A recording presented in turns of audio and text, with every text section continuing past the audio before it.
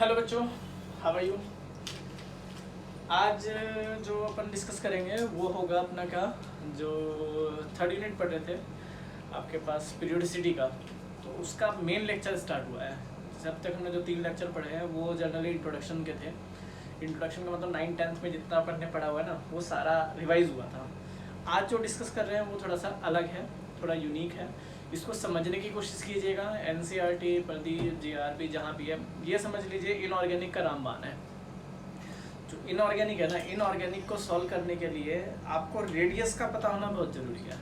अगर आपको radius consider है, रेडियस का पता है, रेडियस कहाँ बढ़ेगा कहाँ घटेगा, ये सारी बातें अगर आपको आती है ना, तो समझ लीजिए आप इनऑर्गेनिक की किंग हो। और आने चलिए, तो अभी 11th है आपके पास, 12th के लिए भी, BSc के लिए भी, MSc के लिए भी, जाके नेट गेट जितने भी हम लोग एग्ज़ाम देते हैं वहाँ इनऑर्गेनिक का बहुत अच्छा रोल है और बहुत ही अहम रोल है। क्योंकि अगर बेसिक ढंग से करके चलेंगे तो वहाँ भी हम लोग कंसेप्ट अच्छे से ही पढ़ेंगे, और अगर कंसेप्ट अच्छे से पढ़ेंगे तो ऑब्वियस सी बात है रिजल्ट भी अच्छी आने हैं। ठीक है, तो आज जो डिस्कस कर रहे हैं वो डिस्कस कर रहे हैं आपके पास एटॉमिक रेडियस। क्या डिस्कस कर रहे हैं? Atomic radius. आप रेडियाई बोल सकते हो, रेडियस बोल सकते हो, जो भी आपको चूज़ करना हो आप लोग ले सकते हो। कि सर हम लोग एटॉमिक रेडियस की बात करेंगे, तो जो ट्रेंड होगा in physical property of element, उसको हम लोग यहाँ डिस्कस करने वाले हैं। जो हम लोग कहते हैं ना पीरियोडिक प्रॉपर्टी, तो वो कौन कौन सी प्रॉपर्टी है, उसमें सबसे पहला आपके पास पार्ट आता है एटॉमिक रेडियस के बारे में। कि अगर आप लोग एटॉमिक रेडियस अच्छे से पढ़ लेते हो, समझ लीजिए सब अच्छा हो गया। कोई भी घबराने वाली बात नहीं है, आप ऑटोमेटिक यहाँ पर कहते हैं ना माइंड फ्री होके इन चीज़ को देख सकते हो। पहली बात, एटॉमिक रेडियस होता क्या है?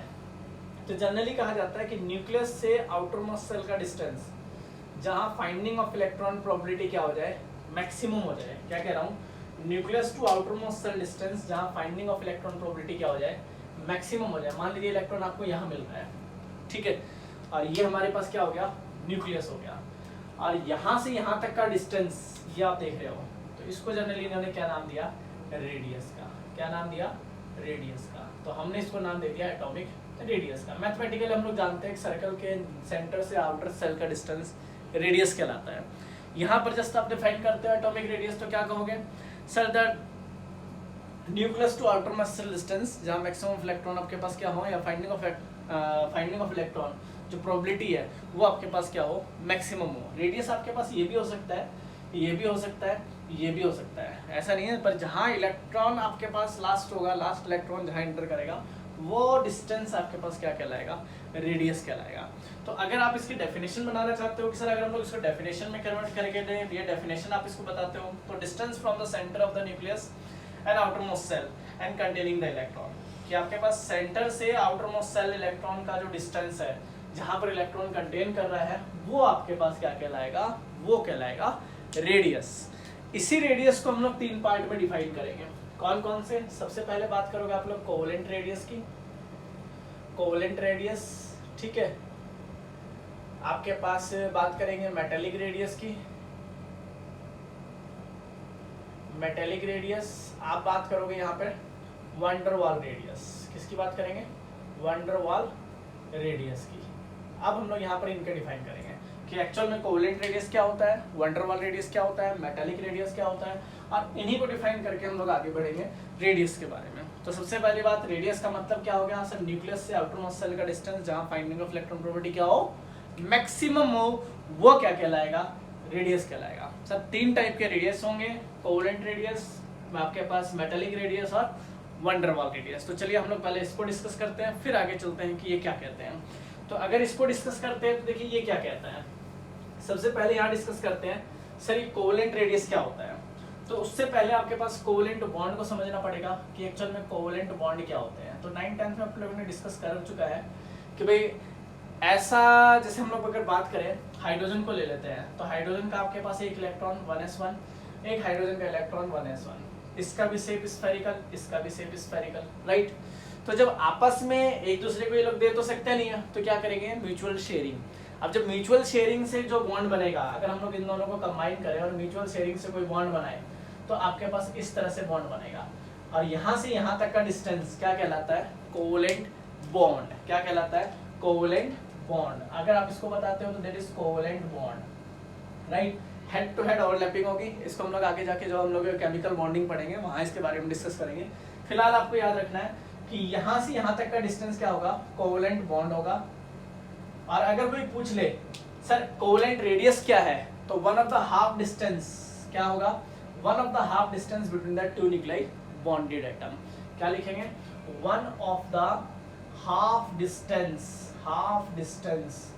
One of the half distance between two nuclei bonded atom, between two nuclei bonded atom, याद रहेगा bonded atom, that is called, इसको नाम देंगे किसका, आपके पास कोवेलेंट रेडियस का। अगर आप कहते हो कि सर यहाँ पर इसका बॉन्ड लेंथ क्या था, तो इसका बॉन्ड लेंथ होगा 74 पिकोमीटर। क्या होगा, 74 पिकोमीटर डिवाइडेड बाय 2, तो इसका रेडियस क्या होगा, 37 पिकोमीटर। तो आपसे कोई पूछे हाइड्रोजन एटम यानी हाइड्रोजन का रेडियस पूछे तो कितना बताएंगे आप लोग कहेंगे 37 पिकोमीटर। ठीक है, तो क्या लिखेंगे, अगर आपसे कोई कहता है सर कोवेलेंट रेडियस क्या होगा, कि सर कोवेलेंट रेडियस की अगर डेफिनेशन बतानी हो तो one of the half distance between the two nuclei bonded atom are called covalent radius. और अगर उन बॉन्ड के बारे में बात हो रही है तो वो दैट इज कोवेलेंट बॉन्ड। जब म्यूचुअल शेयरिंग से कोई बॉन्ड बनता है उसको बोलते हैं कोवेलेंट बॉन्ड। तो इसके बारे में हम लोग केमिकल बॉन्डिंग में स्टडी करेंगे। फिलहाल आपको याद रखना है कि इन दोनों के बीच का जो हाफ डिस्टेंस होगा वो क्या कहलाएगा, वो कहलाएगा कोवेलेंट रेडियस। याद रहेगा, तो one of the half distance between the two nuclei bonded atom are called, तो आर कॉल्ड कोवेलेंट रेडियस। ठीक है, अगर हम इसको हटाएं यहाँ से, इसका हटा देते हैं और हम लोग जो डिस्कस करते हैं वो डिस्कस करते हैं किसका, मेटेलिक रेडियस। तो देखिए मेटल एक दूसरे को इंटरेक्ट करते हैं ना कि ओवरलैप, मेटल एक दूसरे को इंटरेक्ट करते हैं ना कि ओवरलैप। ये मेटल हो गया, ये मेटल हो गया, इनके बीच का जो डिस्टेंस होगा मेटेलिक बॉन्ड होगा। इनका one of the half distance क्या कहलाएगा, मेटेलिक रेडियस। क्या कहलाएगा, मेटेलिक रेडियस कहलाएगा। बस समझ में आ गई। जबकि अगर आप यहाँ डिफाइन करते हो कि सर अगर हम लोग इसको छोड़े और बात करें वैन डर वाल रेडियस की, तो दो molecules like this molecules hydrogen molecules, like this molecules hydrogen molecule, एक हाइड्रोजन मॉलिक्यूल मैंने यहाँ दे दिया, एक हाइड्रोजन मॉलिक्यूल मैंने आपके पास यहाँ दे दिया। तो इनके जो बीच का डिस्टेंस होगा कि अगर hydrogen molecules, this is hydrogen molecules, hydrogen gas की बात कर सकते हैं, ये भी हाइड्रोजन गैस हो गया, तो इसके और इसके बीच का डिस्टेंस यहाँ से यहाँ तक का, ये क्या कहलाएगा, वैन डर वाल डिस्टेंस। क्या कहलाएगा, वैन डर वाल डिस्टेंस।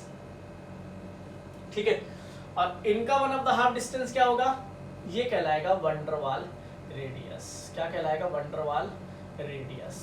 याद रहेगा, तो one of the half distance किसका हो जाएगा, तो आप कह सकते हो सर आपके पास one of the half distance between two nuclei, two nuclei आपके पास identical non bonded isolated atom. क्या हम लोग यहाँ क्या जिक्र कर रहे हैं, non bonded isolated atom. Isolated का मतलब क्या हो गया, दोनों सेम होने चाहिए। ठीक है, उनके बीच का डिस्टेंस क्या कहलाएगा, वैन डर वाल डिस्टेंस, और उनका one of the half distance क्या कहलाएगा, वैन डर वाल रेडियस। अगर आपसे कोई पूछता है कोवेलेंट, तो one of the half distance between the two nuclei bonded atom. अगर आपसे कोई पूछता है मेटेलिक, तो one of the half distance between the to metallic bonded atom. अगर आपसे कोई पूछता है वैन डर वाल रेडियस, तो one of the half distance between the two nuclei non bonded molecules की बात होगी। तो इनके बीच का जो डिस्टेंस होगा वो क्या कहलाएगा आपके पास, इनका जो हाफ डिस्टेंस होगा वो क्या कहलाएगा आपके पास, वो कहलाएगा आपके पास क्या, एक कहलाएगा वैन डर वाल, एक कहलाएगा कोवेलेंट और एक कहलाएगा मेटेलिक। आप शकल से ही देख रहे हो कि अगर आपको बताना हो तो ऑब्वियस सी बात है वैन डर वाल रेडियस आपका क्या होगा, ज्यादा होगा।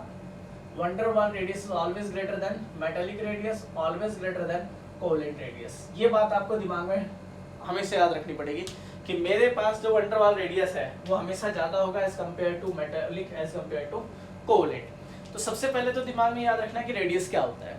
तो रेडियस आपको पता लग गया भाई, न्यूक्लियस से आउटर मोस्ट सेल के डिस्टेंस को क्या कहते हैं, रेडियस कहते हैं। क्लियर, फिर आप आगे बढ़ोगे, रेडियस टाइप कितने होते हैं। तो जनरली हम लोग यहाँ 3 लिख रहे हैं, एक हम लोग आयनिक और लिखेंगे।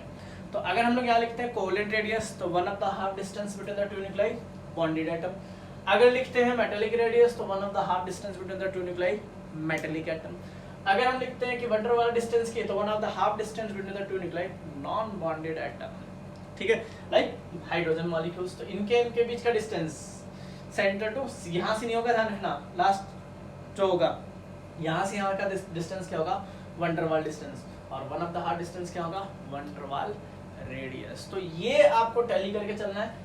इसके बाद हम लोग फिर इसमें आगे एंटर करते हैं कि आगे का यहाँ पे क्या सीन है। तो पहली बात तो आपको ये पता लग गया, ठीक है। आगे देखिए, अगर हम लोग इन प्रॉपर्टी को यहाँ डिस्कस करके चलते हैं कि भाई वन डर वाल रेडियस ये था, मेटालिक रेडियस ये था, कि मेटालिक बॉन्ड क्या आपने बता दिया कि internucleus distance between the two nuclei, metal ion, कि मेटल आयन की बात कर रहे हैं तो क्या होगा। अब जो यहाँ पढ़ने वाले हैं वो पढ़ने वाले हैं वेरिएशन। क्या पढ़ने हैं, यह क्लियर है आपको, ठीक है।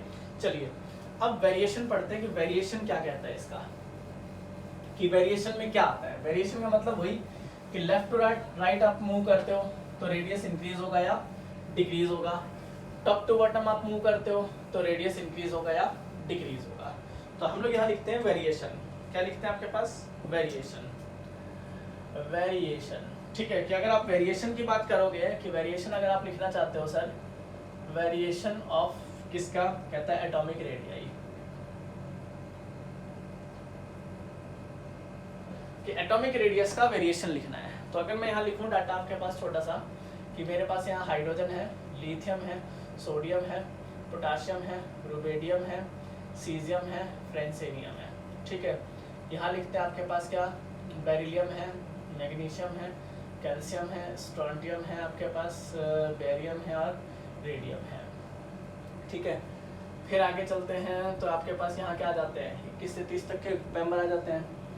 फिर यहाँ चलते हैं तो आपके पास लिथियम के बाद हम लोग यहाँ जनरली क्या लेते हैं, उसको हम लोग थोड़ा सा नेगलेक्ट करते हैं। फिर यहाँ लेते हैं आपके पास क्या, चलिए यहाँ पर लिख लेते हैं 21 से 30 एलिमेंट आपके पास कौन कौन से थे, स्कैनेडियम है, टाइटेनियम है, वेनेडियम है, ठीक है। आपके पास क्रोमियम है, मैग्नीज है, आयरन है, कोबाल्ट है, निकल है, कॉपर है, जिंक है। यहाँ लेंगे आपके पास क्या आया था, तो आपके पास आएगा बोरोन है, कार्बन है, नाइट्रोजन है, ऑक्सीजन है, फ्लोरीन है, नियॉन है। नियॉन में आर्गन हो गया, क्रिप्टन हो गया, जीनॉन हो गया, ठीक है। यहाँ हीलियम ले लेते हैं, जीनॉन हो गया, रेडॉन हो गया, फ्लोरीन हो गया, क्लोरीन हो गया, ब्रोमीन हो गया, आयोडीन हो गया, एस्टेराइन हो गया। यहाँ लोगे आपके पास ऑक्सीजन, सल्फर, सेलेनियम, टेरिलियम और पोलोनियम।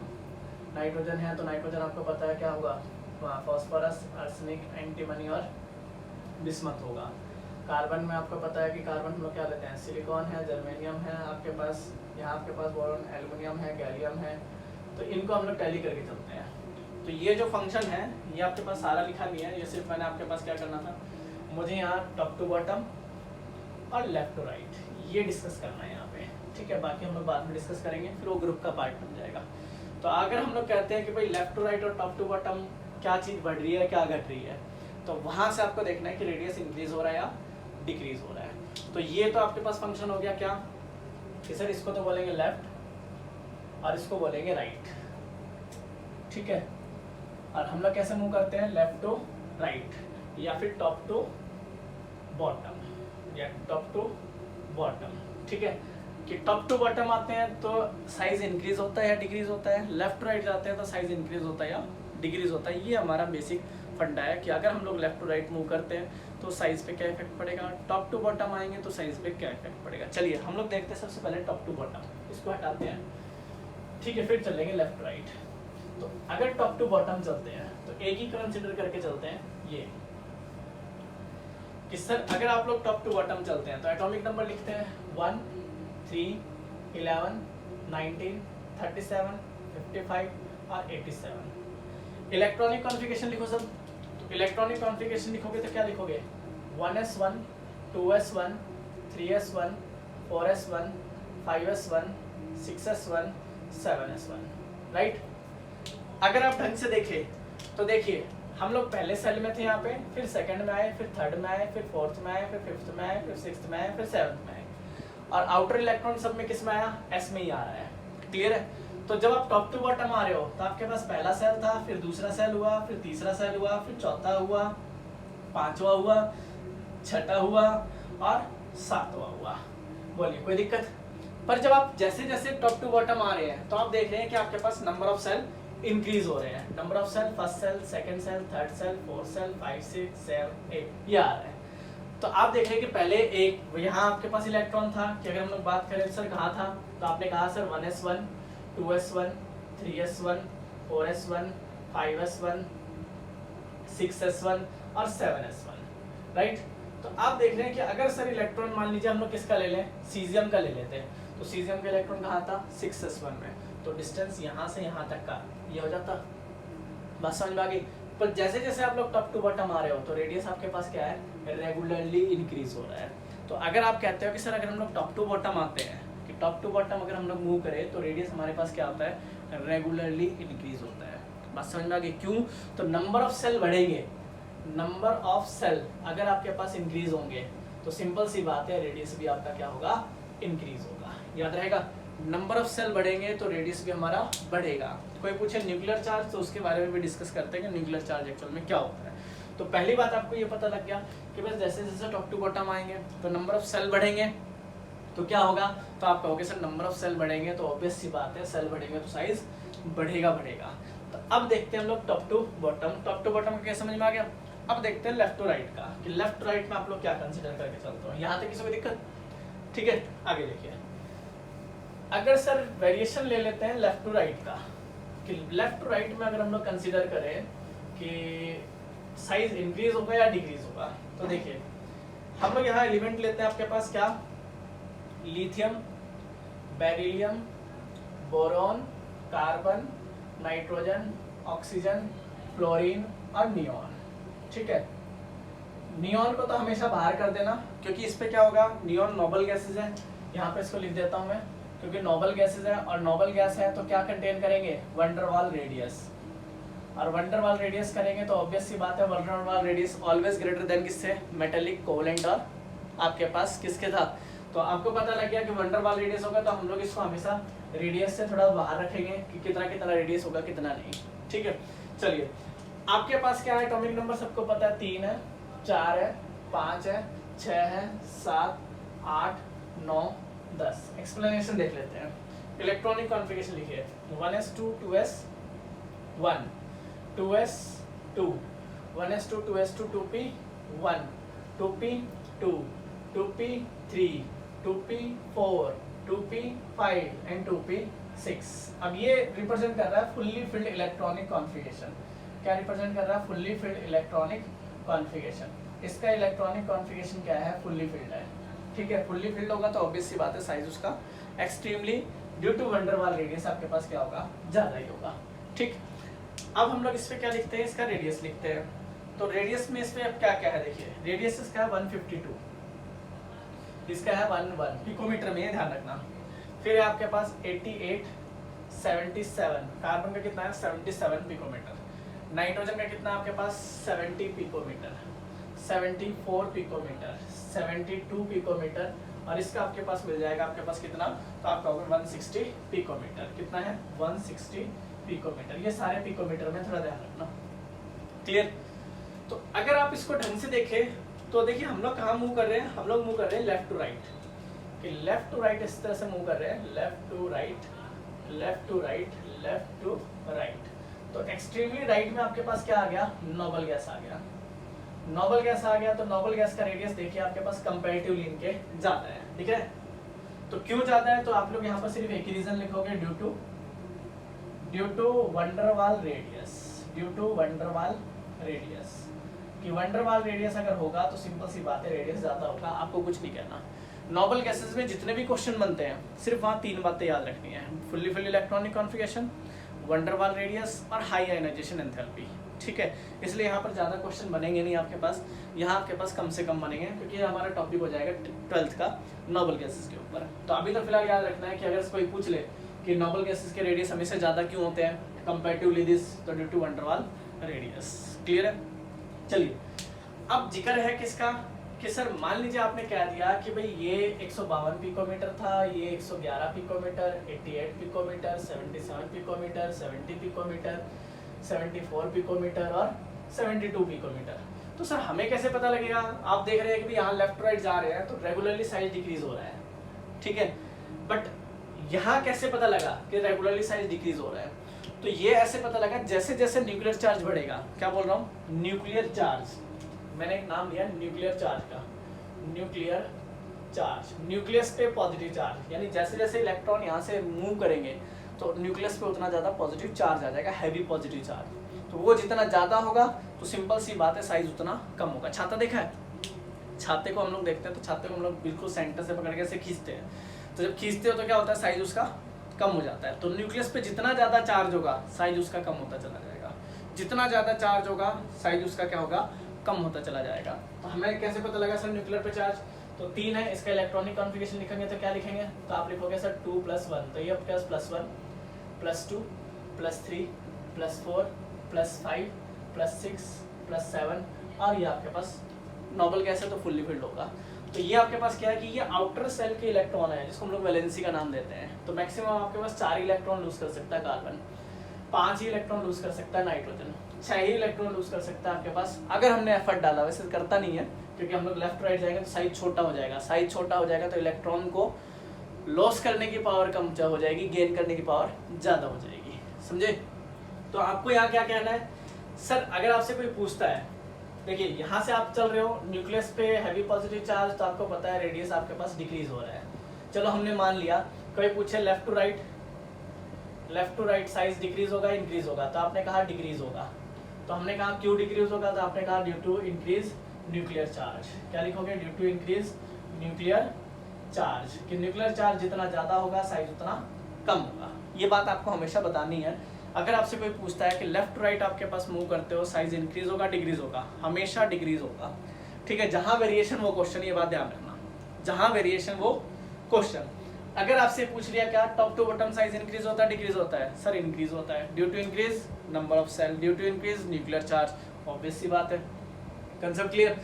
अब यहाँ पर क्या हुआ, यहाँ पर अगर आप इस केस को देखते हो, ये देखिए नाइट्रोजन से ऑक्सीजन पे आई है भाई, हमने 74 से 77 से 70 पे आए थे, बात मान गए भाई, न्यूक्लियर चार्ज बढ़ रहा था साइज घटता चला गया। पर यहाँ देख रहे हैं कि 74 हो गया फिर घट गया। अब इनऑर्गेनिक में क्या है, जहाँ वेरिएशन आ जाए ना समझ लेना वो क्वेश्चन है भाई। हमने कहा लेफ्ट राइट जाते हैं तो साइज आपके पास हमेशा घटता है, क्यों घटता है, due to increase nuclear charge. अब आपने कहा कि सर यहाँ तो बढ़ गया, तो ये क्वेश्चन हो गया। इनऑर्गेनिक का यही फंडा है, इनऑर्गेनिक में जहाँ आपके पास वेरिएशन आ जाए वो समझ लेना क्वेश्चन है, जहाँ वेरिएशन आ जाए वो क्वेश्चन है। अब हमें इस क्वेश्चन का आंसर देना है कि ऐसा क्यों हुआ, ऐसा हुआ तो हुआ क्यों। देखो अब ऐसा क्यों हुआ, अब हम इसको अगर आंसर दे इसका कि ऐसा क्यों हुआ, तो आप कैसे बताओगे, आप कहोगे सर ढंग से देखिए, नाइट्रोजन का एटॉमिक नंबर होता है 7, ऑक्सीजन का एटॉमिक नंबर होता है 8, तो 1s2 2s2 2p3 1s2 2s2 2p4, ठीक है। आउटर मोस्ट सेल इलेक्ट्रॉन में आपके पास यहाँ पर 3 इलेक्ट्रॉन है, जबकि यहाँ पर कितने इलेक्ट्रॉन है, 4 इलेक्ट्रॉन है, दिख रहा है, ठीक है। तो क्या हुआ, यहाँ इसको देखिए इस वाले ब्लॉक को, इसमें क्या हुआ, 2 इलेक्ट्रॉन आ गए, तो 2 इलेक्ट्रॉन आने की वजह से क्या हुआ, इसका इंटर इलेक्ट्रॉनिक रिपल्शन बढ़ गया। क्या बढ़ गया, इंटर इलेक्ट्रॉनिक रिपल्शन, बात समझ में आ गया। अब एक ही ताबूत के अंदर 2 दुश्मन भर्ती है तो क्या होगा, आपस में लड़ेंगे, आपस में लड़ेंगे तो क्या होगा, रिपल्शन होगा, और जितना ज्यादा रिपल्शन होगा, तो ये ज्यादा नहीं है, सिर्फ आपके पास कितना है, 4 पिकोमीटर बढ़ा है। 4 पिकोमीटर का मतलब ना बराबर है, पर मैथमेटिकल तो हम लोग उसको एक्सप्रेस कर रहे हैं। तो आप क्या याद रखोगे यहाँ पे कि due to inter electronic repulsion, जैसे इसमें इंटर इलेक्ट्रॉनिक रिपल्शन होगा तो थोड़ा सा साइज इसका क्या हो जाता है, इंक्रीज हो जाता है। तो आप कहोगे सर इंटर इलेक्ट्रॉनिक रिपल्शन तो फिर इसमें भी होना चाहिए, क्योंकि पी में कितने आ गए, 5 आ गए, इसमें तो 2 इलेक्ट्रॉन और बढ़ गए। समझ में आएगा कि अगर हम लोग इसकी बात करते हैं तो यहाँ पर देखिए 2p5, तो इसके अंदर तो 2 इलेक्ट्रॉन और बढ़ गए, तो रिपल्शन तो और ज्यादा होना चाहिए। पर यहाँ क्या होता है, सेम टाइम आपके पास क्या होता है, same time increase effective nuclear charge, same time increase effective nuclear charge की उसी समय उसका क्या हो जाता है, न्यूक्लियस पे चार्ज भी आपके पास क्या हो जाता है, बढ़ जाता है, जिसके कारण साइज क्या होता है, डिक्रीज होता है। तो इसलिए आप अगर याद रखते हो कि सर लेफ्ट टू राइट अगर हम लोग मूव करते हैं तो साइज आपके पास क्या होता है, हमेशा डिक्रीज होता है। नोबल गैसेस का साइज हमेशा ज्यादा क्यों होगा, due to van der Waals radius. Variation आ गए कि सर नाइट्रोजन का साइज कंपैरेटिवली ऑक्सीजन का बड़ा है एज कंपैरेटिवली नाइट्रोजन, तो वहाँ क्या रीजन देना है, वहाँ रीजन देना है कि sir due to inter electronic repulsion, कि इंटर इलेक्ट्रॉनिक रिपल्शन बढ़ा इन 2 इलेक्ट्रॉन्स के बीच में, तो क्या हुआ, वहाँ पर साइज थोड़ा सा बढ़ गया।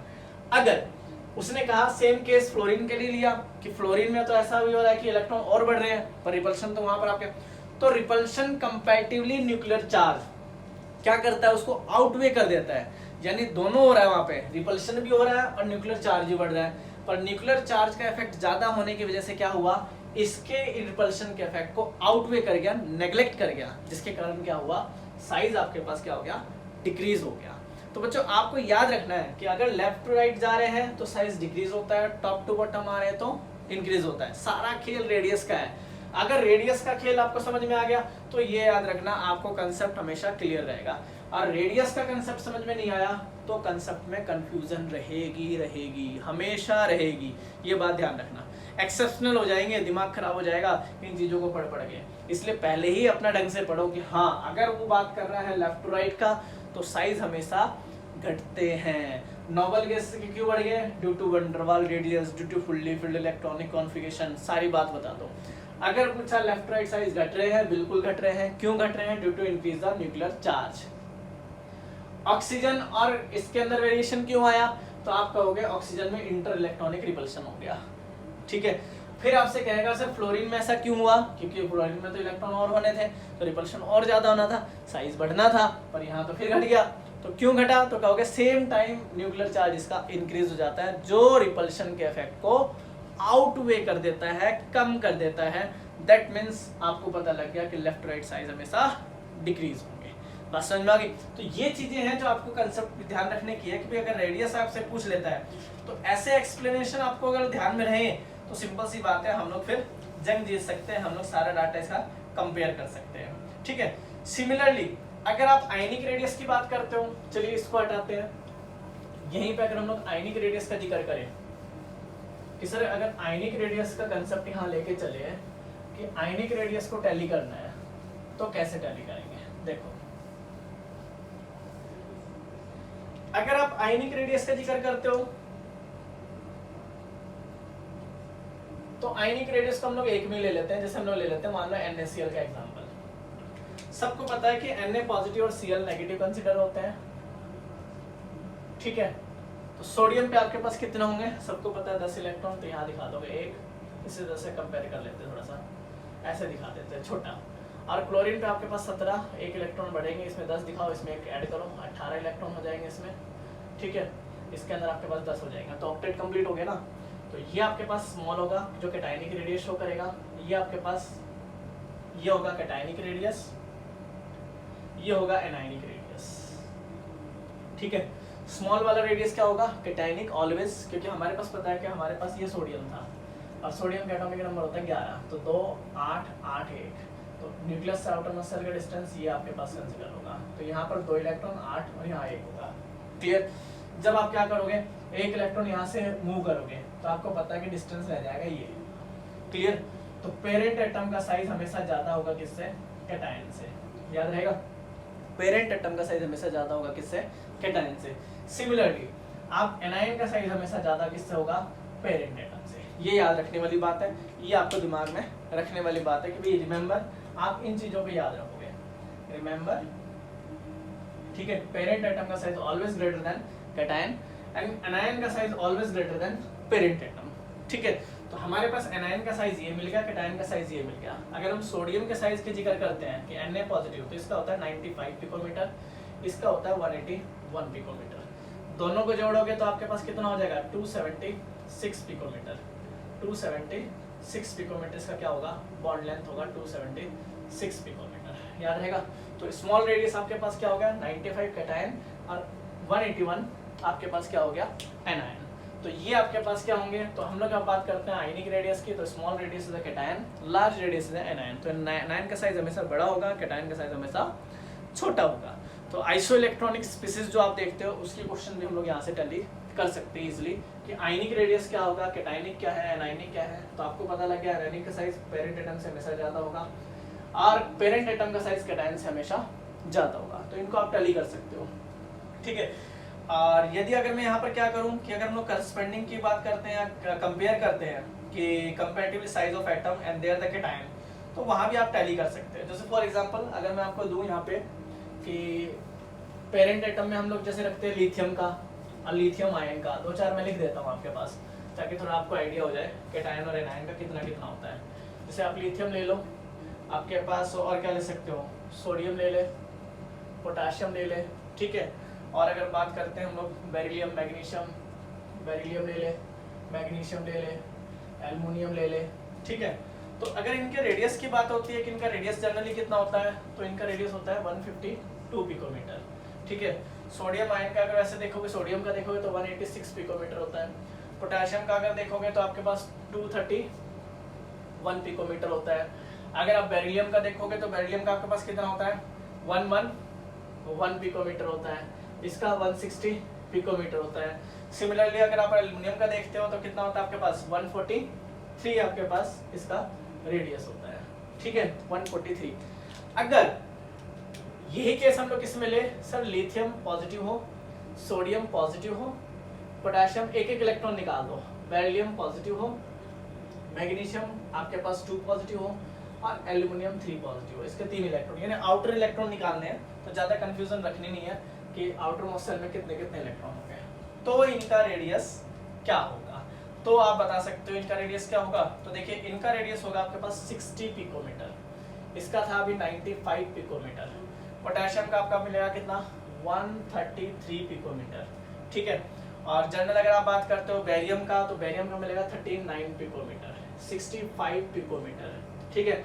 एल्युमिनियम की अगर बात करोगे तो आपके पास कितना मिलता है, 50 पिकोमीटर, क्या मिलेगा, 50 पिकोमीटर। तो ऐसे क्वेश्चंस हमसे कंपेयर कर सकते हैं कि भाई एल्युमिनियम 3 पॉजिटिव का पूछ ले, कंपेयर करा ले पोटेशियम से, बस समझ में आ गए। तो एटॉमिक नंबर के भी आपसे भी देख सकते हो, वैसे ही बता सकते हो कि अगर लेफ्ट राइट जा रहे हैं तो साइज आपके पास घट रहा है, साइज घट रहा है तो ऑब्वियस सी बात है रेडियस भी आपके पास कम होगा।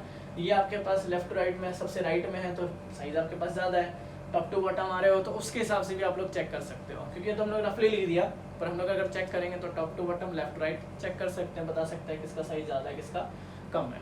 देखिए एल्युमिनियम है, यहाँ मैग्नीशियम है, इसका 12 इसका 13, तो लेफ्ट राइट मूव करोगे साइज घटेगा, तो साइज देखिए घट रहा है, बस समझ में आ गई। अगर आप लिख लेते भाई आपके पास टॉप टू बॉटम की बात करते हैं कि टॉप टू बॉटम की बात कर रहे हो, तो देखिए आपके पास यहाँ सोडियम है यहाँ पोटाशियम है, और सोडियम के नीचे जस्ट पोटाशियम आता है, तो आपको पता लग गया top to bottom size increase होता है। कितना इंक्रीज होगा वो आपको याद रखने वाली बात है, कि अगर हमें याद रखना पड़ जाए तो हम लोग कैसे याद रखेंगे। तो ये आपके पास हर चीज़ आपके पास एक्सप्लेनेशन में गिवन है, आप वहाँ से भी देख सकते हो और वैसे भी याद रख सकते हो कि सर अगर हमें याद रखना पड़ जाए तो हम लोग कैसे याद रखेंगे, ठीक है। अगर आपसे आइसो इलेक्ट्रॉनिक स्पीसीज की बात कर ले, तो हमें पढ़ के आए थे हम लोग कि आइसो इलेक्ट्रॉनिक स्पीसीज क्या था। आयनिक रेडियस की बात हो रही है, हमने एटॉमिक स्ट्रक्चर में डिस्कस किया था आइसो इलेक्ट्रॉनिक स्पीसीज। क्या डिस्कस किया था, आइसो इलेक्ट्रॉनिक स्पीसीज क्या था, they have same number of electron, same number of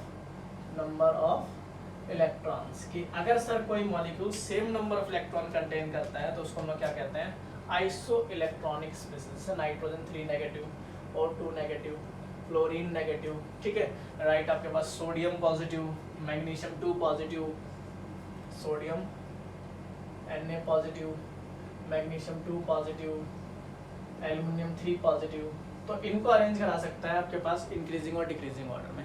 तो ऐसे भी याद रख सकते हो, जिस पे जितना ज़्यादा नेगेटिव साइज उसका ज़्यादा, जितना ज़्यादा पॉजिटिव साइज उसका उतना कम। तो हम लोग यहाँ टैली करके आए हैं, सबका साइज हमने लिखा था। नाइट्रोजन का आपके पास कितना होगा, तो आपको पता है 171 पिकोमीटर। इसका भी आप लोग टैली करके आए हो, कितना आपके पास, तो 140 पिकोमीटर। आपके पास कितना होगा, 140। तो 140 इसका दे सकते हैं, 136 इसका दे सकते हैं, इसका भी आपने बताया था 95, इसका आपने 50 बताया था, इसका 65 बताया था। तो देखिए आपके पास रेगुलरली आपके पास डिक्रीज हो रहा है, यहाँ से यहाँ देखे जा रहे हैं, इसको देखिए, इसको देखिए, इसको देखिए, इसको देखिए, इसको देखिए, इसको देखिए, चार्ज देखिए, जितना ज़्यादा पॉजिटिव चार्ज साइज उतना कम, जितना ज़्यादा नेगेटिव चार्ज साइज उतना ज़्यादा, जितना ज़्यादा नेगेटिव चार्ज साइज उतना ज़्यादा, जितना ज़्यादा पॉजिटिव चार्ज साइज उतना कम। तो आप लोग टैली कर सकते हैं रेडियस के बारे में। तो आइसो इलेक्ट्रॉनिक स्पीसीज में जितना ज़्यादा पॉजिटिव चार्ज उतना कम आपके पास रेडियस, जितना ज़्यादा नेगेटिव चार्ज उतना ज़्यादा रेडियस आपके पास। तो ये आपको टैली करना है, आप लोग टैली कर सकते हो। न्यूक्लियर चार्ज की आप बात करते हो तो न्यूक्लियर चार्ज आपको पता होना चाहिए कि सर इस पे +7 है, इस पे +8, इस पे +9, फिर आपके पास +10, फिर आपके पास +12 +13। तो यहाँ हम लोग ले सकते हैं कि आपके पास कितना हो रहा है कितना नहीं हो रहा। तो न्यूक्लियर चार्ज का आप लोग टैली कर सकते हो कि न्यूक्लियर चार्ज की बात करें तो यहाँ 11, यहाँ 12, यहाँ 13। तो जितना ज़्यादा हैवी पॉजिटिव चार्ज जितना कम, तो रेडियस आप लोग उस तरह से टैली कर सकते हो। बाकी इन्वर्सली मत जाओ, सीधा रखो, जितना ज़्यादा पॉजिटिव चार्ज उतना कम रेडियस, जितना नेगेटिव उतना ज़्यादा रेडियस। तो ऐसे ऐसे फंडे हैं जो रेडियस में गिवन है। तो रेडियस का कंसेप्ट आपको अच्छे से लेके चलना है कि लेफ्ट टू राइट आपके पास इंक्रीज होते हैं या डिक्रीज होते हैं। तो हमें पढ़ लिया कि भाई टॉप टू बॉटम मानते हैं तो क्या होगा, इंक्रीज होंगे, लेफ्ट टू राइट जाएंगे तो डिक्रीज होंगे, जहाँ वेरिएशन वो क्वेश्चन। सिमिलर आयनिक के अंदर आओगे, सारे कंसेप्ट को टैली करोगे, पूरा रेडियस कंसेप्ट अच्छे से लेके चलना है। उसके बाद फिर हम लोग अगले लेक्चर में आयनाइजेशन एंथैल्पी के बारे में डिस्कस करेंगे। ठीक है, थैंक यू।